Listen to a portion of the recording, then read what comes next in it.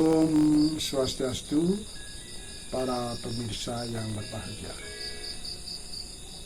Om Awigenam Astu Namo Siddham. Namo Buddhaya, salam kebajikan, salam sehat, salam kedamaian, dan salam bahagia. Baiklah para pemirsa yang berbahagia, dalam kesempatan yang baik ini Tadi Penanda akan memberikan penjelasan, pengertian, pemahaman tentang Siwo Sasana Kewikon, khusus peguron-guron tentang apa itu Ceda Angge.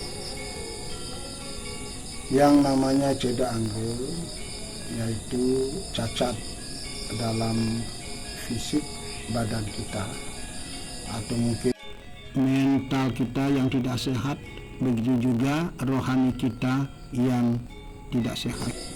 Ya, yang namanya Ceda Angge itu baik sebelum lahir maupun setelah lahir. Jelas di dalam sastra peguron-guron itu ada namanya bang-bang guru, bang-bang siswa.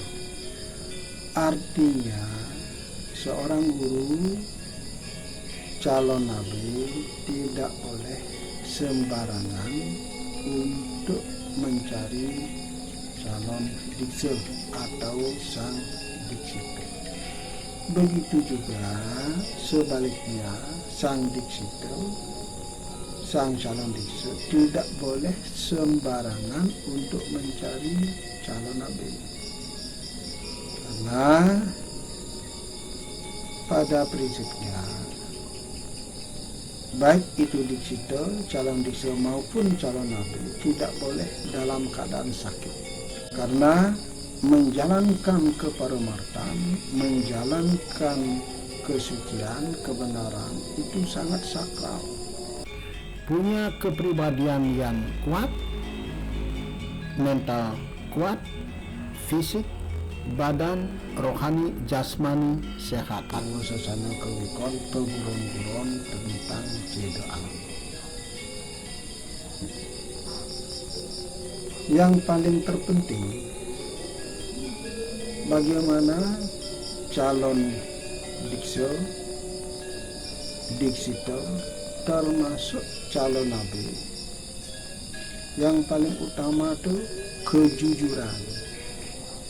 Kejujurannya itu yang paling penting, menjalankan keparemartan. Hukum yang tertinggi yaitu sastra. Nabi pun juga tergantung pada sastra.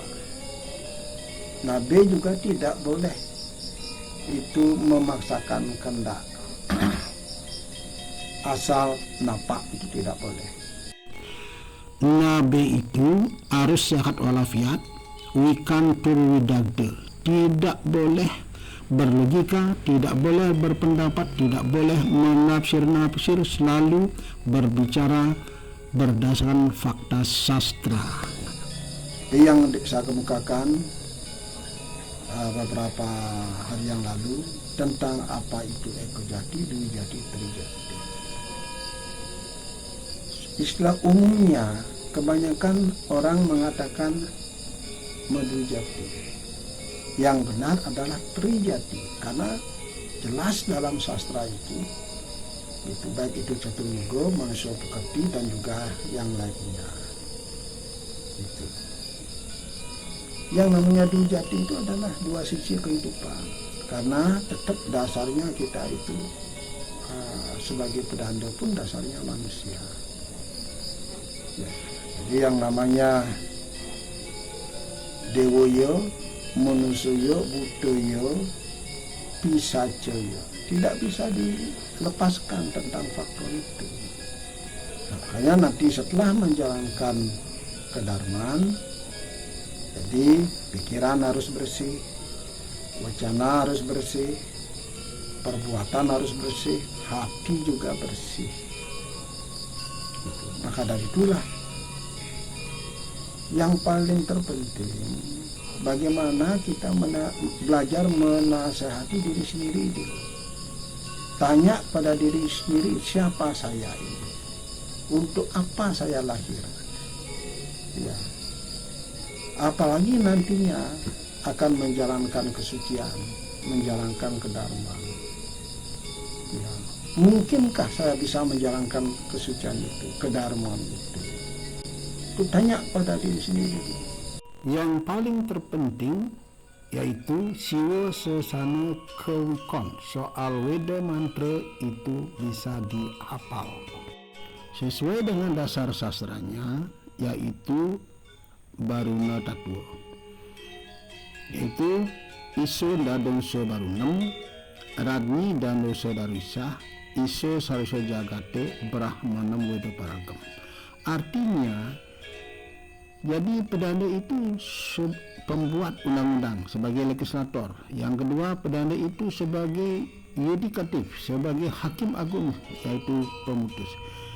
Selanjutnya, pedanda itu sebagai eksekutif, sebagai eksekutor, yaitu pemutus. Yang terakhir, Brahmanam Weda paragam. Artinya pedanda itu tidak boleh memutri, harus berdasar sastra, yaitu sudah Weda paragam.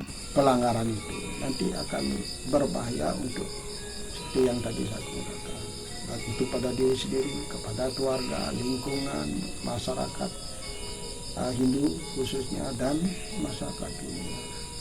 Berakibat fatal, merusak agama, merusak buana ageng, buana alit, begitu juga merusak dunia secara luas. Pedanda hanya selalu berbicara berdasarkan sastra. Tidak boleh pedanda berbicara tanpa dasar sastra. Apalagi mula kita gugon tuan, mula napat cara dini, nak kene, nak sebekadong kita. Nah, tugas pedanda lah untuk meluruskan, meminimais tentang gugon tuan, mula kita bukan napat cara bicara itu. Jadi jelas sebagai pedanda pascat sarira di dalam menjalankan kesucian itu, rohani harus sehat, jasmani sehat, fisik sehat, badan sehat, pikiran sehat, wacana sehat, perbuatan sehat, hati suci dan hati yang bersih.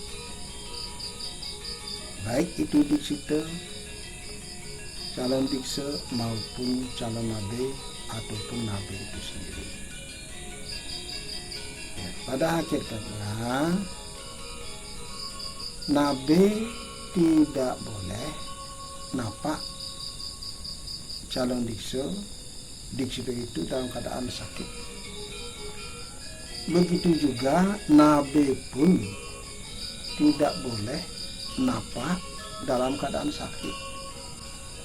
Tidak boleh itu. Karena kalau ini nantinya dilanggar, itu akan melahirkan atau mencetak seorang diksa atau diksita itu sendiri, dan iku itu sendiri akan lahir yang tidak berkualitas. Karena menjalankan keparamartan itu sangat sakral, sangat sakral. Ya, kembali saya tegaskan, jangan sampai karena faktor materi akhirnya melanggar rambu-rambu yang namanya cedo anggo itu. Nah, itu harus betul diperhatikan.